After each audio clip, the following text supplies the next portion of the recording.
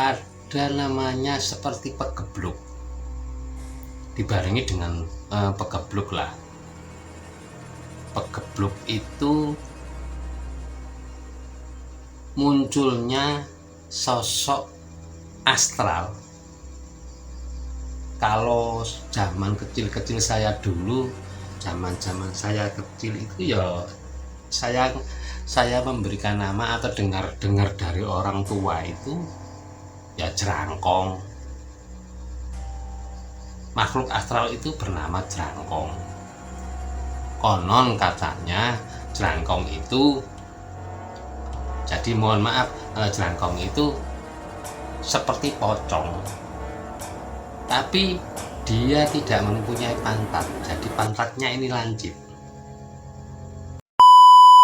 Terdengar lagi suara toplat berbagai kuda ini. Saya memberanikan diri untuk mengintip dari sela-sela dinding bambu, dinding gedek, dinding rumah yang terbuat dari bambu yaitu gedek. Saya mencoba mengintip, dan ternyata memang saya melihat ada kuda-kuda yang berlarian, ada yang tanpa kepala, ada yang pakai kepala, dan kudanya ini banyak berdarah-darah. Oh, saya sangat ketakutan. Mak saya mendengar, akhirnya ya, karena mak saya ini kan kebetulan sekali kan ngajinya kan lumayan bagus, terus pernah mondok beberapa saat di pondok pesantren di daerah tempat saya ini tadi.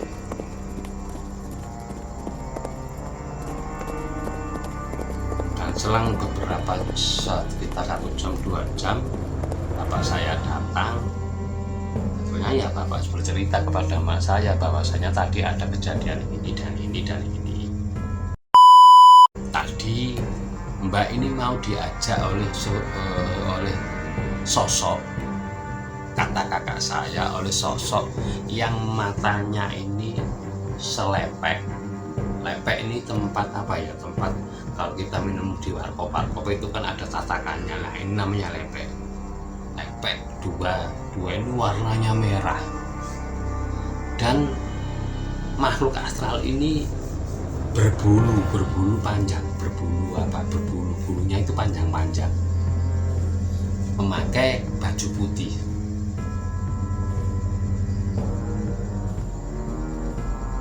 Katanya kakak saya mau diajak, cuma kakak saya tidak mau. Makanya kakak saya menjerit-jerit tadi, histeris tadi, karena mau diajak tidak mau.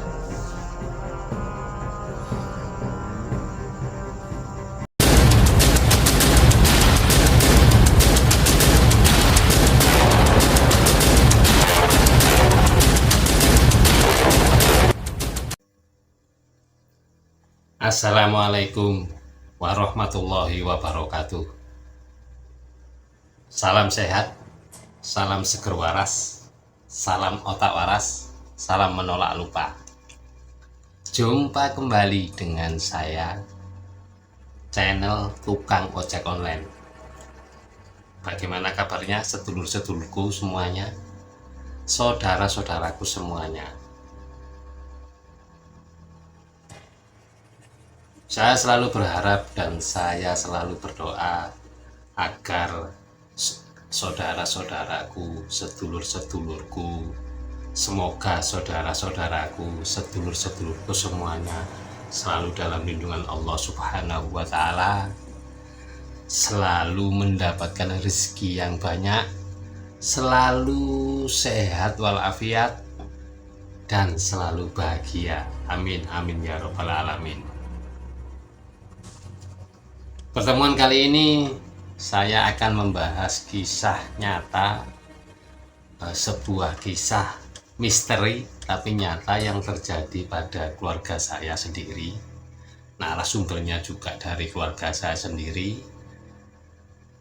Dan cerita ini terjadi sekitar tahun, kalau nggak salah ya, 82, 83, 84, 85. Ya kemungkinan tahun segituan. pokoknya tahun 80-an lah, dimana waktu itu bapak dan ibu ini kan membeli membeli sepetak tanah untuk didirikan sebuah rumah. Ya namanya orang membelikan asal muasalnya tanah itu seperti apa kan kita nggak tahu. Yang jelas dari keluarga seneng karena tanah itu di pinggiran jalan raya kampung maksud saya.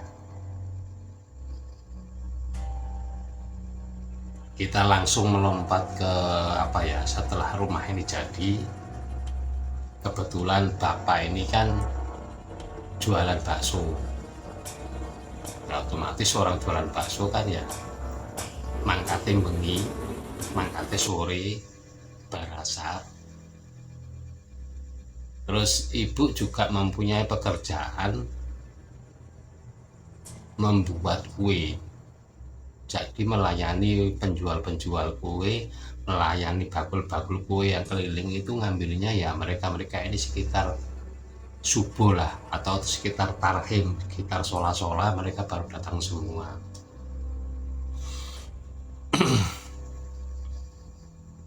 Awalnya kita tinggal di tanah itu, bapak mendirikan sebuah rumah. Ya rumah itu memang tidak bagus, rata-rata ya masih terbuat dari bambu-bambu juga, dari dinding-dindingnya juga dari bambu, dari gedek. Kalau orang Jawa mengatakan gedek. Awalnya ya kita baik-baik saja tinggal di situ tanpa ada gangguan dan lain sebagainya.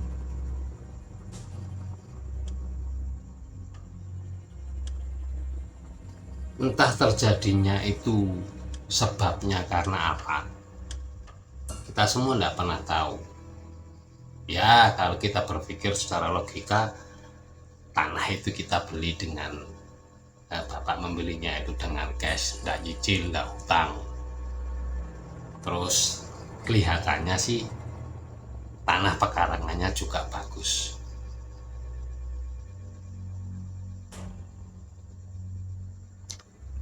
Pada saat itu tahun-tahun segitu itu ada namanya seperti pegebluk, dibarengi dengan pegebluk lah. Pegebluk itu munculnya sosok astral. Kalau zaman kecil-kecil saya dulu, zaman saya kecil itu ya saya memberikan nama atau dengar dari orang tua itu ya jerangkong. Makhluk astral itu bernama jerangkong. Konon katanya jerangkong itu, jadi mohon maaf, jerangkong itu seperti pocong, tapi dia tidak mempunyai pantat, jadi pantatnya ini lancip.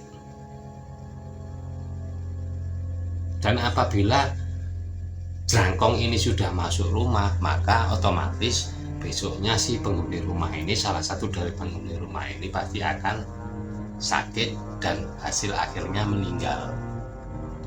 Jadi wong Jawa oleh ngarani ya esok loro sore mati, tanpa sebab musabab. Zaman tahun-tahun segitu di tempat saya ya banyak kejadian yang bukan hanya pegebluk saja. Dan biasanya pegebluk ini muncul pada saat malam itu ada lolongan anjing. Kalau saya kecil ngarani asu baong. Ya sekitar jam berapa ya, jam 10-an ke atas, jam 10 malam ke atas itu kalau memang ada lolongan anjing asu baong, jadi bunyinya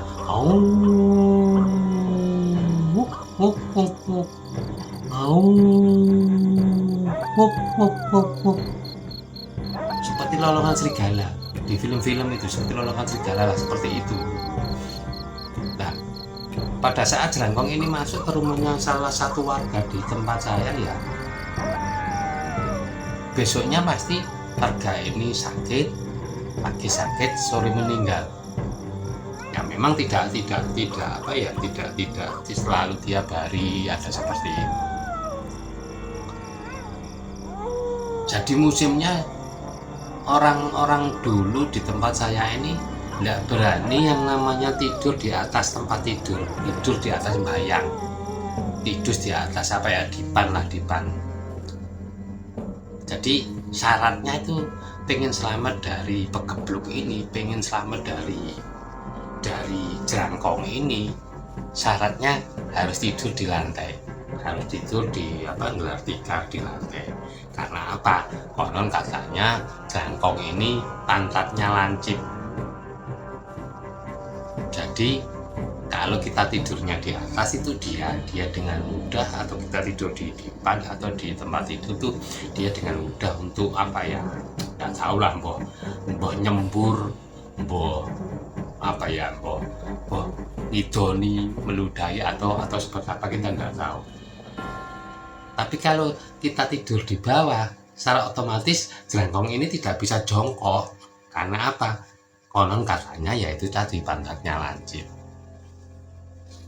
Tapi ya namanya anak-anak kecil ya hanya sekedar takut, hanya sekedar mendengar cerita ya. Tapi takutnya ya lumayan lah, pada saat itu takut, kita itu takut banget. Zaman tahun seperti itu juga apa ya, belum ada listrik masuk dalam kampung saya. Bahkan TV pun sendiri saya pada tahun-tahun 80-an itu nyaris tidak pernah nonton TV. Kita tadi cerita pegebluk ini sebuah selingan saja, bahwasanya pada saat itu memang di tempat saya itu ada namanya pegebluk, esok loro sore mati, sore loro esok mati, seperti itu ya. Sebabnya yaitu tadi, katanya sih ada jerangkong ini tadi. Kita kembali ke cerita utamanya, yaitu bagaimana keluarga saya ini mendapatkan sebuah teror, sebuah intimidasi, sebuah gangguan dari makhluk astral. Awalnya saya sebagai anak kecil kan setiap malam itu kan habis maghrib atau habis isya ini kan selalu main-main di halamannya tetangga yang luas, selalu main selodor, selalu main enteng, selalu main petak umpet, selalu main maling-malingan, selalu main kejar-kejaran. Dan pada saat melintasi rumah saya, kebetulan rumah saya ini kan di samping rumah ada sebuah pohon randu yang besar. Nah kebetulan pada saat itu kan rumah masih dalam sudah ditempati, cuma kan masih perlu pembenahan. Jadi di sebelah rumah ini kan ada jemuran, terus di sebelah ini, di bawahnya jemuran itu biasanya dipakai untuk membuat gedeng. Jadi bapak saya menyuruh tukang untuk membuat gedeng. Nah, pada saat itu jam kemungkinan jam 8:30-9, saya kan lari-lari. Di situ saya melihat sosok seorang wanita yang berambut panjang lagi didis. Kalau bahasa Jawanya itu didis, mengambil kutu, rambutnya gini, terus gini, seperti ini terus. Nah, pikir saya itu ibu saya, itu emak saya panggil mak, itu udah noleh.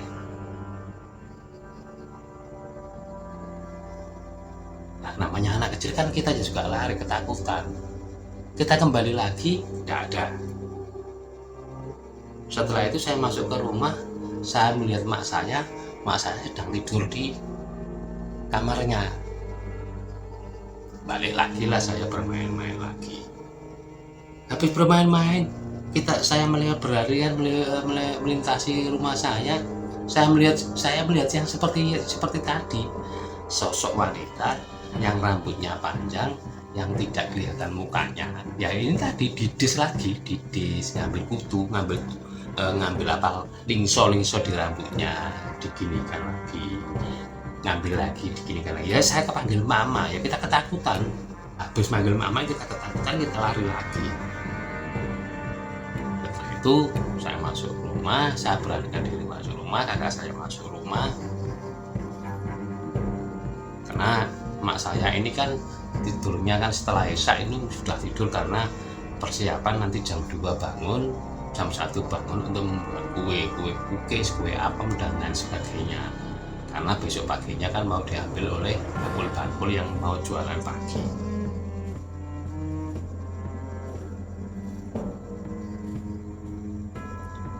Dan pada saat kita tidur ini sekitar jam setengah 12, jam 12an saya ini terbangun, mak saya juga terbangun.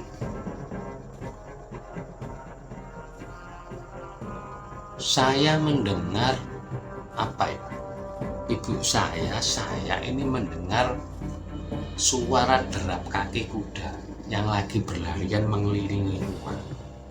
Derap kaki kuda, toplak, toplak, toplak, toplak, toplak, toplak, toplak, toplak, toplak, toplak, toplak, toplak, toplak, toplak, toplak, seperti itu terus. Ya kita ini ya juga takut. Saya kan takut sekali, ada apa ini, ada apa ini.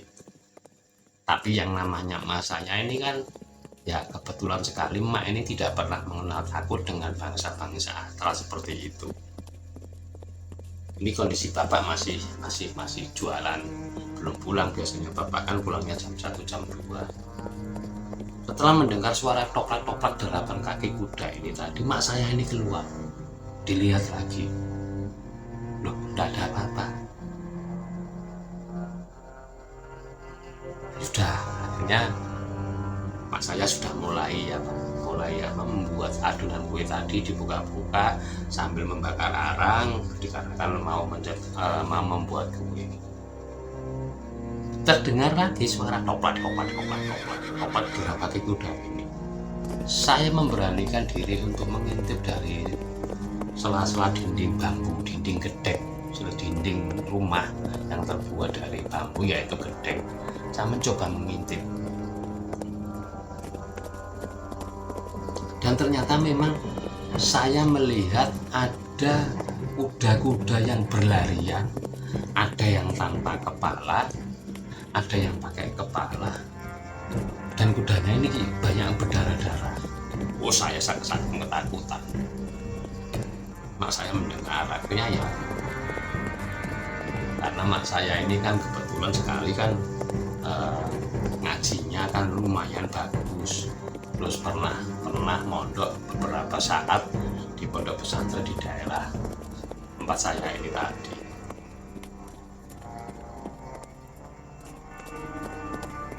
Dan selang beberapa sekitar 1 jam 2 jam bapak saya datang. Akhirnya ya bapak bercerita kepada mak saya bahwasanya tadi ada kejadian ini dan ini dan ini. Dan saya ceritakan juga di sini bahwasanya bapak saya ini kan juga pernah mondok, juga pernah mempelajari tentang ilmu-ilmu bagaimana cara menghilangkan gangguan-gangguan dari makhluk-makhluk halus ini. Dan akhirnya mulailah bapak saya malam itu juga melakukan sholat, mungkin sholat hajat, yang setelah saya tahu bahwasanya bapak saya ini kan mempunyai sebuah doa itu yang dari surat Nur-Buat kalau nggak salah, surat Nur-Buat.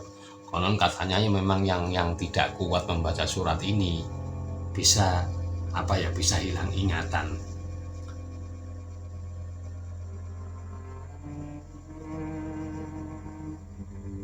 Dan setelah beberapa saat, besoknya kejadian tidak ada gangguan. Bapak saya malam itu setiap malam selalu membacakan doa Nur-Buat keliling rumah supaya rumah tidak dapat gangguan. Dan alhamdulillahnya beberapa saat kemudian itu memang tidak ada gangguan-gangguan dari makhluk yang bernama kuda ini. Ya, kuda berputar-putar setiap malam.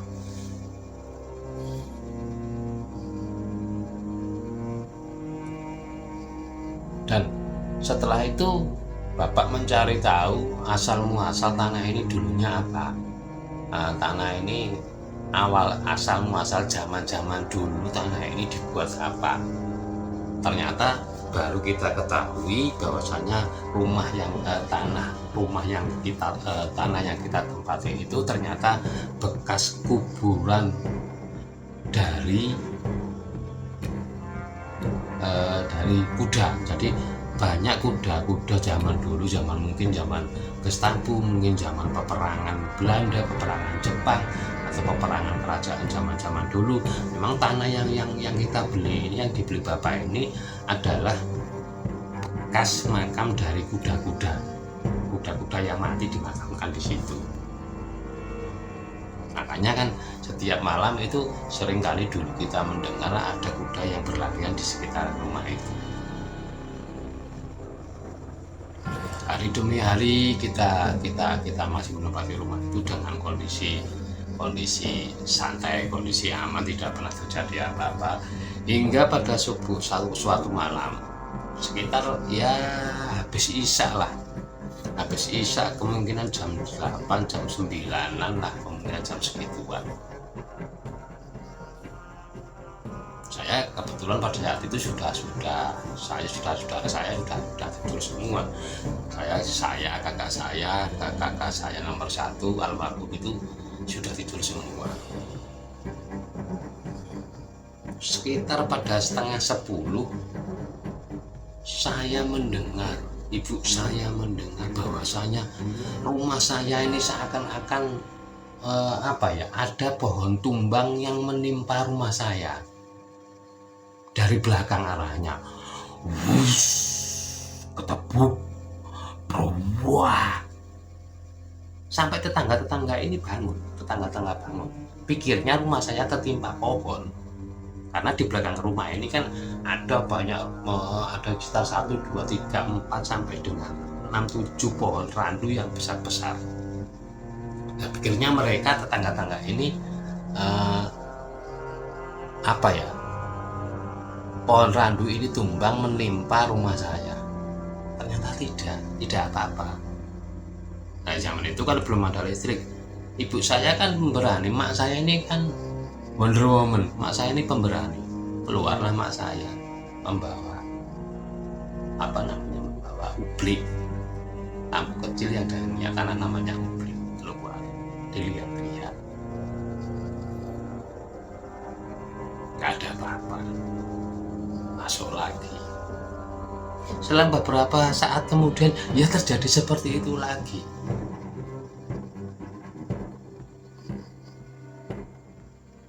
Rumah saya seperti tertimpa pohon randu yang tumbang. Malam itu terus akhirnya ya seperti biasa, ibu jam 1 jam 2 sudah bangun, kakak saya yang perempuan itu sudah bangun, bapak pulang ya, mak ya cerita kepada bapak bahwasanya terjadi hal-hal mistik seperti itu tadi.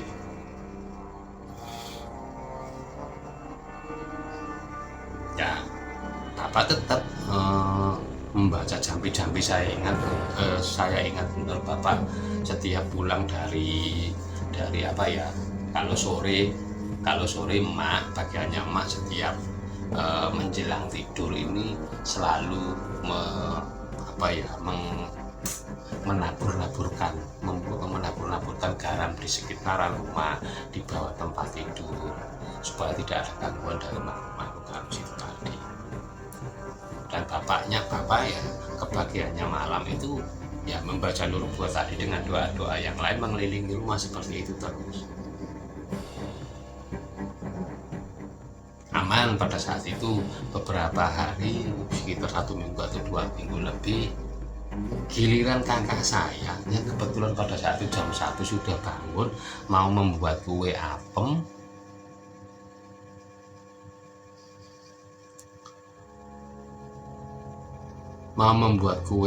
Karena kebetulan kan membuat kue apem ini kan menghadapnya kan ke pintu belakang, pintu rumah belakang kan ya masih terbuat dari bambu, bahkan bahkan apa ya, kuncinya ini masih kunci slot dari bambu juga. Ternyata di situ kakak saya ini kejang-kejang sambil apa ya, kejang-kejang sambil berteriak-teriak, kejang-kejang berteriak-teriak sambil apa ya, sambil menunjuk-nunjuk di pintu itu, menunjuk-nunjuk di pintu belakang itu yang terbuat dari bambu tadi, menunjuk-nunjuk terus sambil mengejang-kejang, sambil matanya ini udah putih semua, sambil nangis, sambil berteriak-teriak, tapi tidak bisa berbicara, hanya bisa berteriak saja. Lama, hampir setengah jam kakak saya histeris seperti itu. Setelah dineng-neng, disadarkan sama emak, akhirnya mbak saya ini bercerita bahwasanya tadi mbak ini mau diajak oleh sosok, kata kakak saya, oleh sosok yang matanya ini selepek. Lepek ini tempat apa ya, tempat kalau kita minum di warkop itu kan ada tatakannya. Nah ini namanya lepek.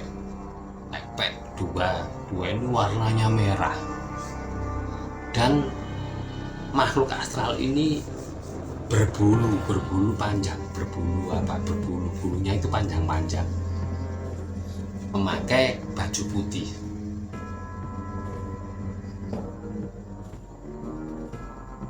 Katanya kakak saya mau diajak, cuma kakak saya tidak mau. Makanya kakak saya menjerit-jerit tadi, histeris tadi, karena mau diajak tidak mau.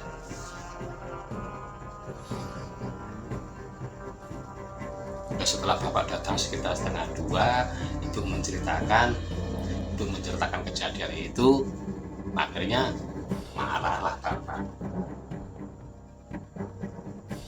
Kalau ganggu orang tua, kata bapak, kalau ganggu orang tua masih bisa ditolerir, masih bisa dimaafkan.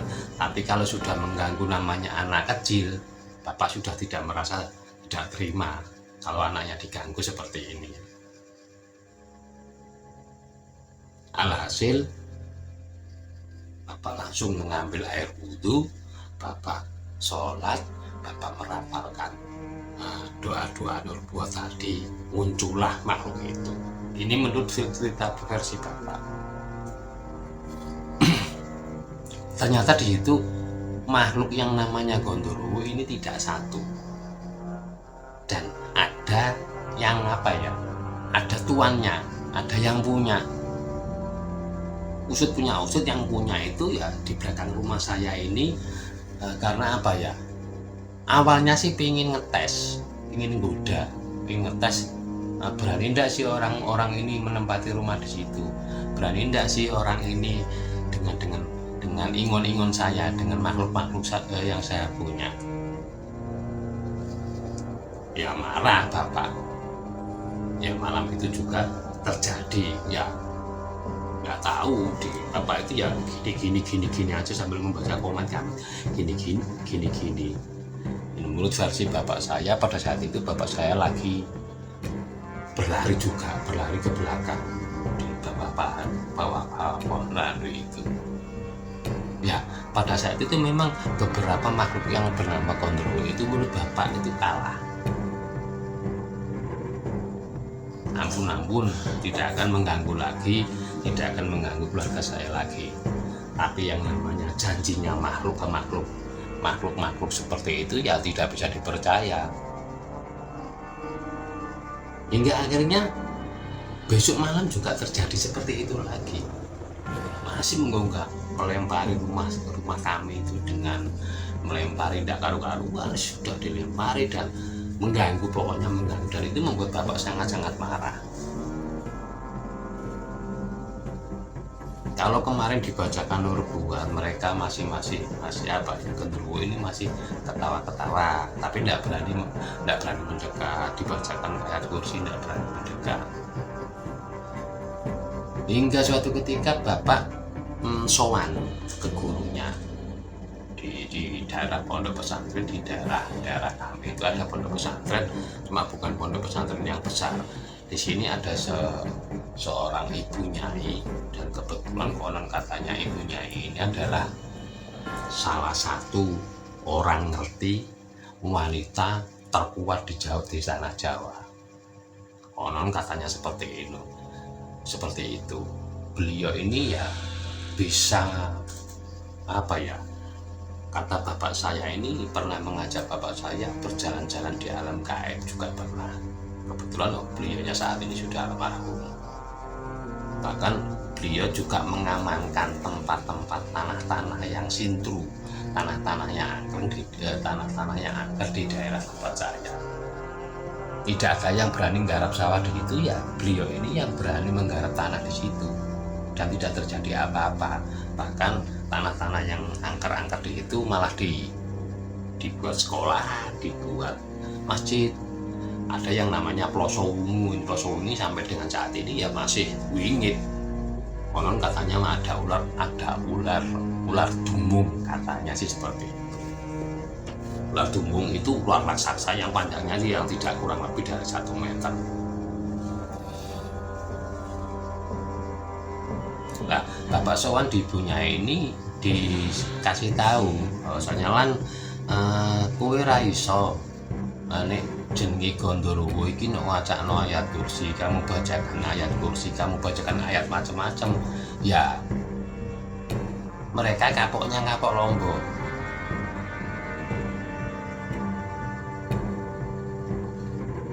Nah, kedai maca napa Bunyai? Harusnya baca apa Bunyai? Ini loh lan, kowe nek pengen ngalahno Gondorowo, kalau kamu memang pengen bisa mengalahkan Gondorowo, bacaannya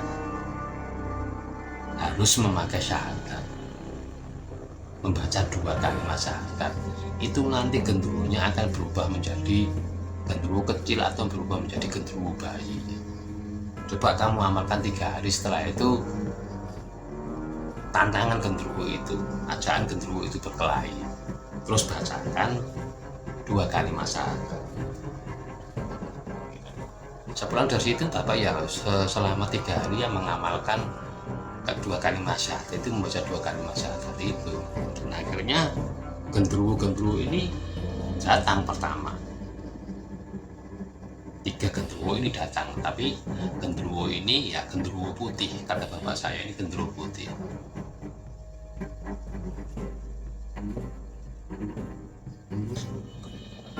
Akhirnya 3 genderuwo putih ini datang dan berkelahi dengan bapak saya ya di bawah pohon randu itu. Karena bapak saya sudah jengkel, sudah marah, kok bisa-bisanya kamu itu masih menggoda keluarga saya.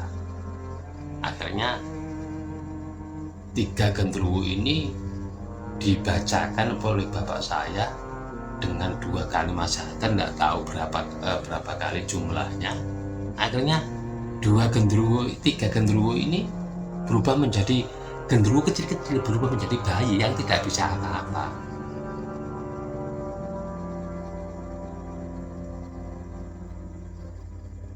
Ya setelah itu genderuwo bayi-bayi ini dibawa ke seberang Bengawan Solo. Bapak saya masih mempunyai rasa kasihan. Karena apa?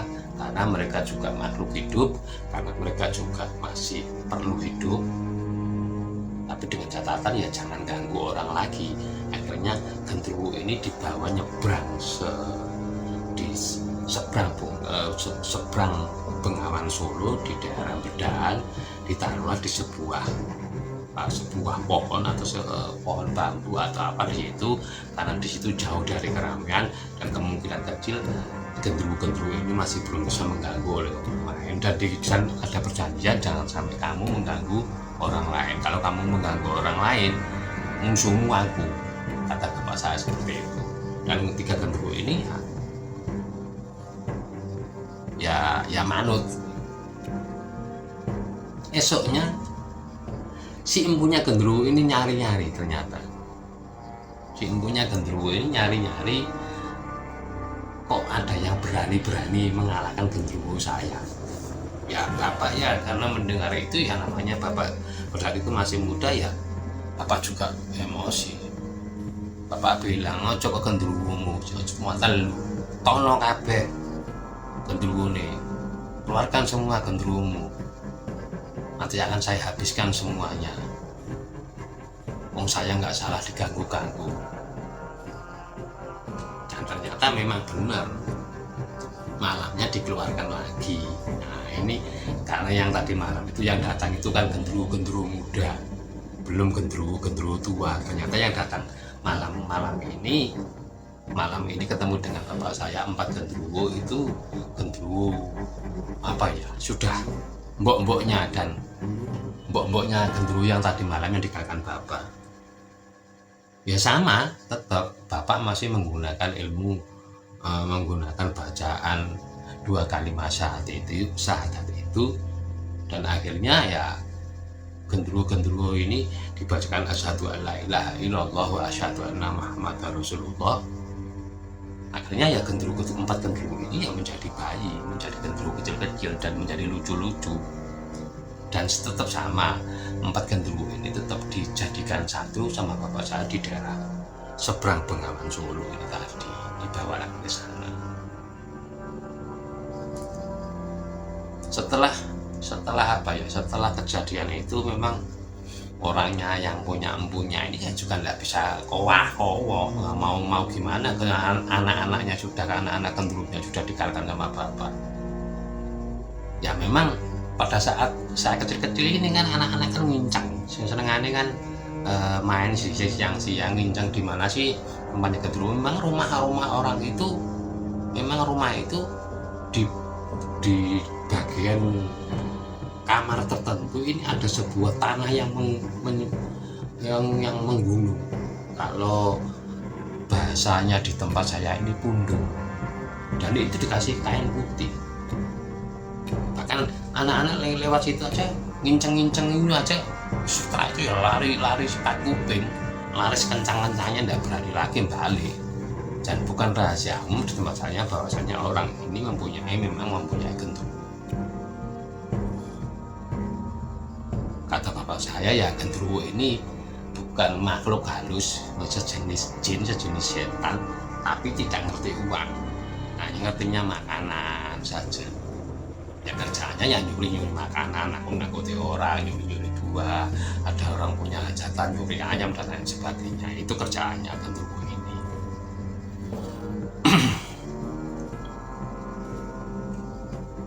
Selang beberapa bulan kemudian bapak saya kan masih mengamalkan namanya nubuat. Ini menurut cerita bapak saya.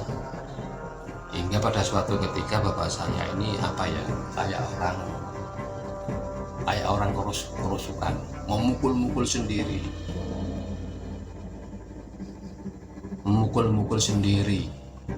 ngomong-ngomong sendiri, ngomel-ngomel sendiri, mau bunuh sendiri, pokoknya bilang mukul-mukul. Usut punya usut, ya akhirnya ya ibu saya, mak saya ini ya ke Mbak Yudi ini tadi, didatangi Mbak Yudi. Ternyata bapak saya di situ pada saat itu memang lagi mau berkelahi dengan sosok, karena memang pada saat itu ya keinginnya kan pengen kaya lah, doanya kan selalu doa pengen kaya.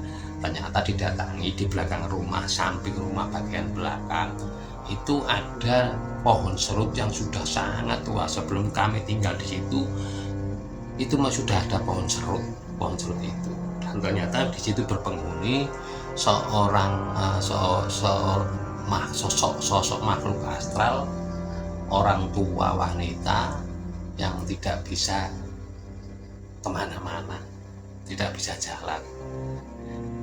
Sosok astral ini menunggu namanya gentong yang berisi uang logam dari emas begitu banyaknya.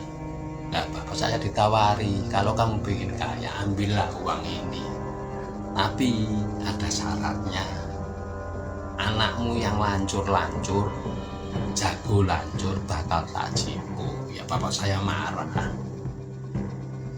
berkelahi tiap hari dengan orang itu. Ternyata memang makhluk ini dipindahkan tidak akan pernah mau, karena memang sebelum zaman dahulu kala makhluk sosok astral ini sudah bertempat tinggal di situ dan tidak dan sampai dengan sekarang pohon surut itu kalau nggak salah masih ada. Terus terjadi kejadian aneh lagi. Tinggal beberapa saat kemudian bapak ini tidur 3 hari 3 malam ini nggak bangun, nggak makan, tapi masih bernapas. Setelah itu ya mak manggil lagi ke ibu Nyai, menanyakan kepada ibu Nyai, disuruh diobati bapak saya ini seperti apa. Ternyata setelah itu bapak sadar dan bapak bercerita bahwasanya bapak diajak di alam jin, bahkan bapak mau diambil menantu oleh jin ini tadi, bahkan sempat untuk imami sholat berjamaah dengan para jin-jin ini tadi. Akhirnya sampai dengan saat itu bapak dilarang untuk mengamalkan surat nubuat lagi. Karena apa? Takutnya nanti kalau memang tidak kuat bisa menjadi hilang ingatan kalau tidak kuat. Dan alhamdulillahnya semenjak saat itu kami sudah di rumah itu sudah tidak diganggu oleh makhluk-makhluk yang namanya gendruwo, yang namanya kuda tanpa kepala, yang namanya nenek-nenek tua, yang namanya jin-jin yang lain tidak pernah mengganggu. Alhamdulillahnya kita tidak pernah diganggu. Ya serem sih, tiap malam kita itu seperti diteror oleh makhluk-makhluk gendruwo ini, oleh kuda-kuda tanpa kepala. Tapi rumah itu dan tanah itu sudah dijual sama bapak karena untuk sebuah kebutuhan yang sangat mendesak. Hingga pada saat ini rumah yang pernah kita tempati, tanah yang pernah kita tempati itu masih beraroma sangat-sangat mistis sekali. Siapapun yang menempati di situ, itu rumah tangganya pasti berantakan, rata-rata berantakan, rata-rata penyakitan. Tidak ada yang kuat menempati tempat itu. Bahkan yang menempati sekarang ini sakit-sakitan, dibangun rumah yang sangat megah, yang sangat besar, ya rumahnya ya kelihatan angker banget. Ya mudah-mudahan kita terjauh dari hal-hal itu semua. Mudah-mudahan hidup kita lempeng-lempeng saja. Mudah-mudahan kita tidak terganggu oleh makhluk-makhluk yang tidak pernah terlihat oleh kita. Baiklah saudara-saudaraku, sedulur-sedulurku, kiranya saya akhiri dulu. Akhirul kalam, wabillahi taufiq wal hidayah, waridha wal inayah. Assalamualaikum warahmatullahi wabarakatuh. Salam sehat, salam segar waras, salam otak waras, salam menolak lupa.